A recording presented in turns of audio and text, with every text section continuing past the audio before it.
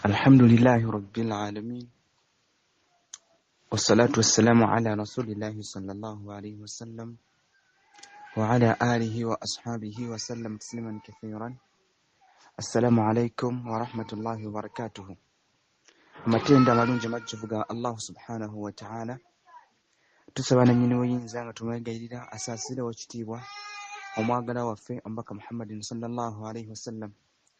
Era naffe Allah tumusaba nga tumwegayirira atuwangaze mu nsi muno nga tukyali mu basiraamu abakkiriza. Allahumma amin.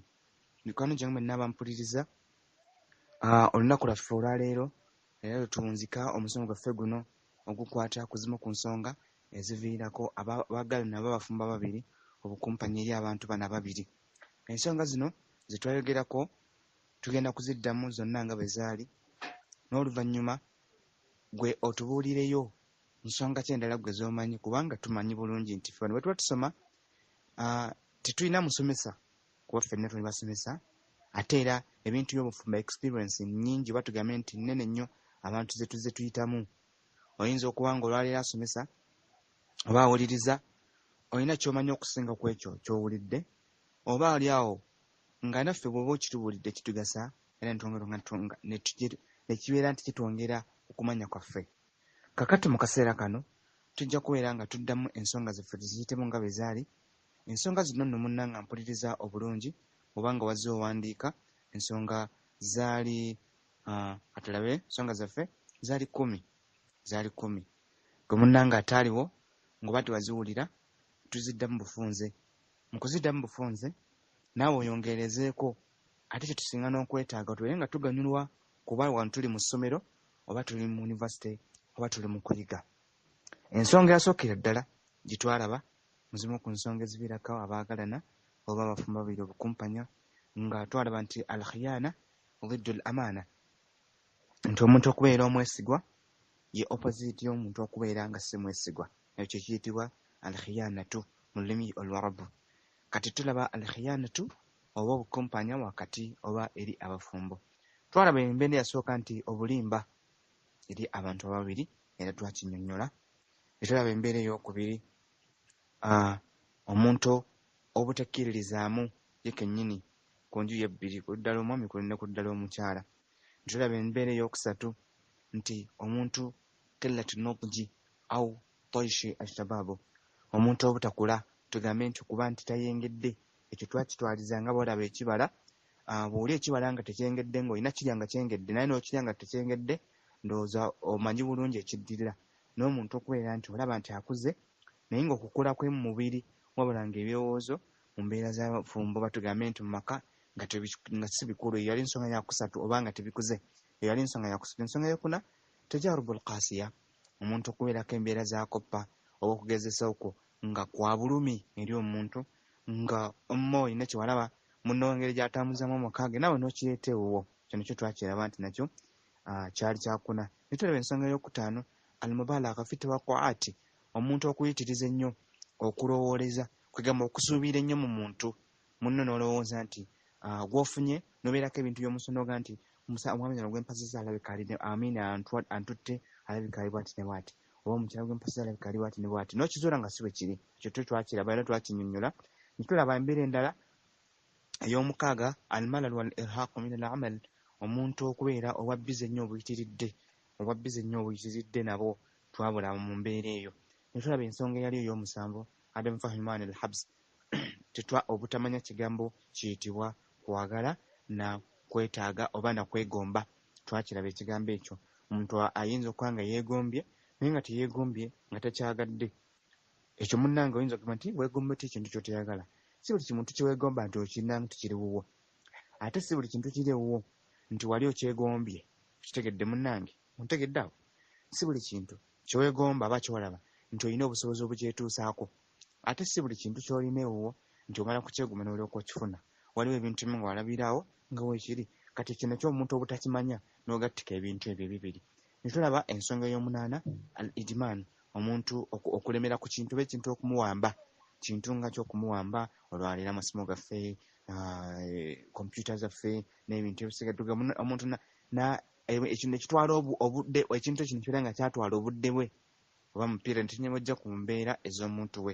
Netulaba ensonga ey'omwenda yali omuntu okubeera nga buli kyakola mu mutima gwe mulimu kwagala baawukane nga kyekigendererwa kye, kwegamba nga buli kyonna kyakola mubeeramu olwagamba nze nali sisiimye era sijja embeera zange natomera mu mbeera bwetyo. Nakyo twakiraba eky'omwenda. Mpozi n'ensonga eyasemberayo ddala ensonga y'ekkumi dhaafu tawassul al-ijtimaa'i, abantu obutafuna oba obutaweerawo mpuliziganya wakati waffe, nga mu kyo mutwalizaamu enkula y'omuntu, embeera y'omuntu, mubeeramu ekika ky'omuntu n'omuntu wa gy'aba avudde.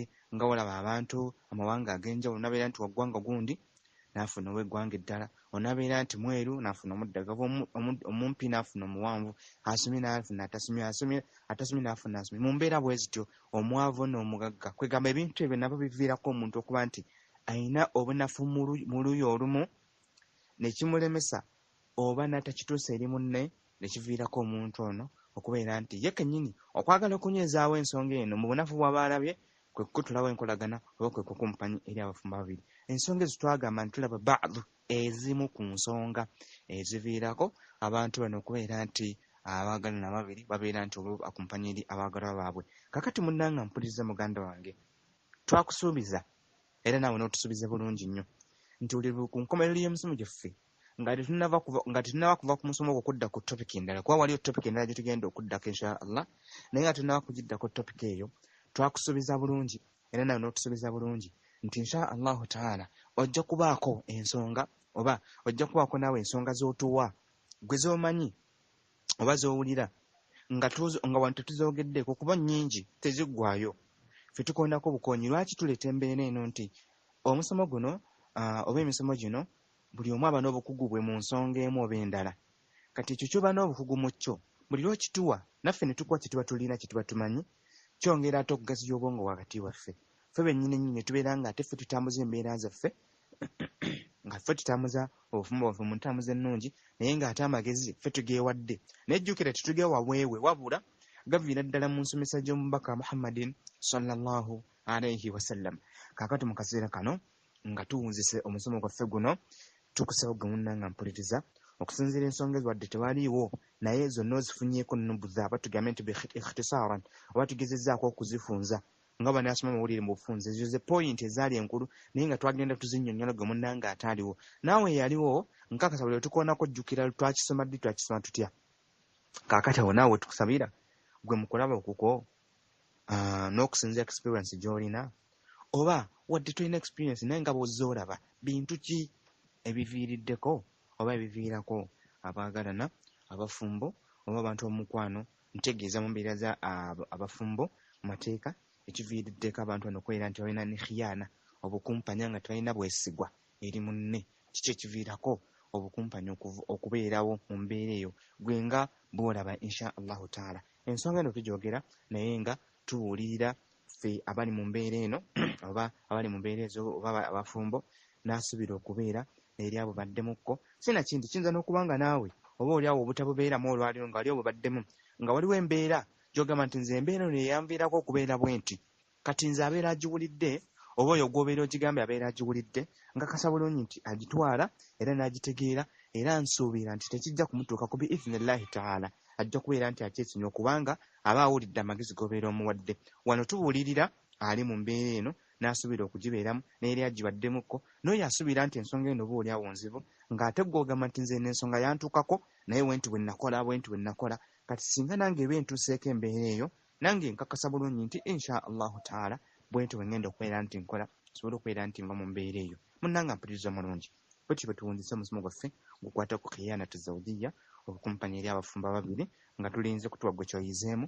N'omulundi oguddako biidhnillahi taala tugenda kutendeka topiki yaffe endala gye tugenda okubategeeza, naye nga tuzze tubasuubiza nti bannange emisomo gyaffe gino gyonna gye tusoma insha Allah abagirina mugitereke, abatagirina mu buwandiike insha Allah. Enteekateeka we ziri ez'okubakolera biidhnillahi taala ebitabo, kuba ebintu bino tubisoma nga biri mu Luwarabu naye tuba twagala tubivuunule mu Luganda, naye nga mumanyi nti ennimi zaffe twogera ennimi nnyingi, wali abamanyi Oluzungu n'ennimi ez'enjawulo. Kati tezisobola kukolebwa mu mwaka gumu oba mu myezi bwezi kubanga kiba kiteekeddwa okusunsulwa n'okuvunulira mu nzivunula ennungi. So tubasuubiza nti Allah bw'anaabanga akyatuwadde obuwangazi tujja kubategeeza nti bannange kopi yaffe esooka ekwata ku topic bweti yafulumye era esangibwa wano era egenda kubeera bweti era eri mu lulimi bwe luti insha Allah.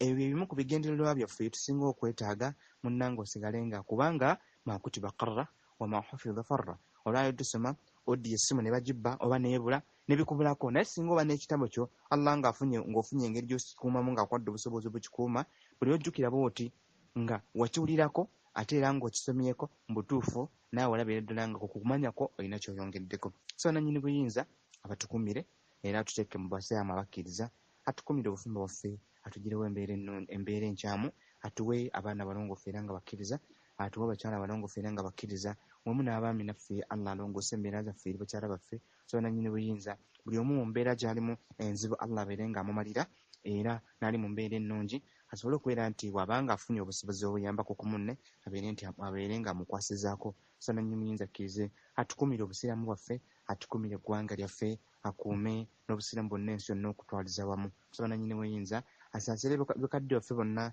beyajjula mu nsi muno abeere ng'agaziya kabuli zaabwe era abasonyiwe byonna bye baakola muno mu nsi mu dduniya muno nga byali bikyamu Allah abeere nga bibasonyiwa era naffe tumusaba nannyini buyinza atusonyiwe tukola nga bikyamu era tutuuke mu maaso ge ng'atusiimye. Tusaba nannyini buyinza atukumire emikutu gyaffe gino okutufunira okumanya wamu n'abawalimu baffe abawaayo obudde okwera nti batuyigiriza Allah batukumire era amalire ebyetaago naffe era abasomi oba abawuliriza naffe Allah tumalire ebyetaago ate era atuwa okuyiga mu ekyo kye twatusomye. Tusaba nannyini buyinza akkirize era bw'abanga akyatuwadde obuwangazi insha Allah ng'atusinganyiza omulundi ogunabaguddako tujja kuba nga twongera nga tulaba topic insha Allahu ta'ala endala. سبحانك اللهم وبحمدك أشهد أن لا إله إلا أنت أستغفرك وأتوب إليك. السلام عليكم ورحمة الله وبركاته.